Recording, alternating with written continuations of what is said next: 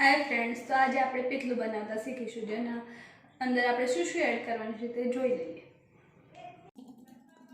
તો સૌપ્રથમ અહીંયા એક તપેલીની અંદર મેં એક મોટી ચમચી જેટલું બેસન લઈ લીધું છે। તેની અંદર હજી મેં કંઈ એડ કર્યું નથી, ખાલી બેસન જ છે, બરાબર। એક ચમચી બેસન મોટી, પછી સમારેલા લસણની કળીઓ, મરચાં અને લીમડું, સાથે અહીં એક વાટકીમાં એક ચમચી જેટલું મરચું અને હાફ ચમચી જેટલી હળદર, સાથે આપણે અજમો અને રાઈ પણ લઈ લઈશું, અડધી ચમચી, અને મીઠું તમે તમારા સ્વાદ અનુસાર નાખી શકો છો। સાથે એક પેનની અંદર આપણે એક ચમચી તેલ લઈ લઈશું। તેલ મેં અહીં ગરમ થવા મૂકી દીધું છે। ગરમ થઈ જાય એટલે એની અંદર આપણે રાઈ અને અજમો બંને એડ કરી દેવાનું। પહેલાં આપણે ચેક કરી લઈશું તેલ ગરમ થઈ ગયું છે કે નહીં। તો આપણું તેલ ગરમ થઈ ગયું છે, બરાબર।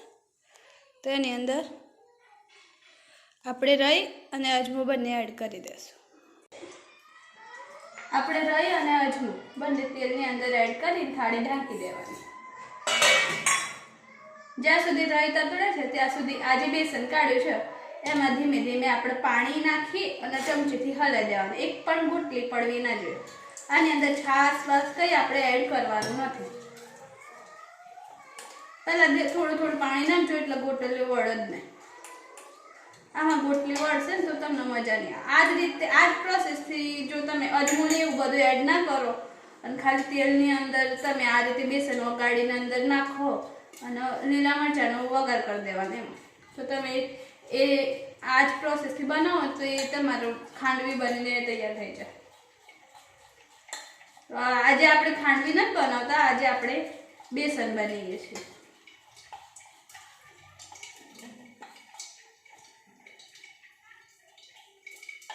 તો જુઓ, અહીંયા એક પણ ગોટલી વગરનું બેસન મેં રેડી કરી દીધું છે, બરાબર।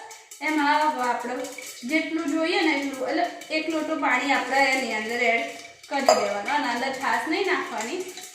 આપણે એક લોટો પાણી આની અંદર એડ કરી દેવાનું, એકદમ આમ પાણી દેખાવું જોઈએ, બરાબર। આપણે સાઈડમાં જોઈને એ બધું તતરી ગયું છે તો એની અંદર આપણે લસણની કળીઓ જે કાપેલી છે, મરચાં અને લીમડું, ત્રણે એક જ વસ્તુ એક જ સાથે આપણે એડ કરી દેવાનું। એડ કરે વખતે ગેસ થોડો ધીમો કરી દેવાનો।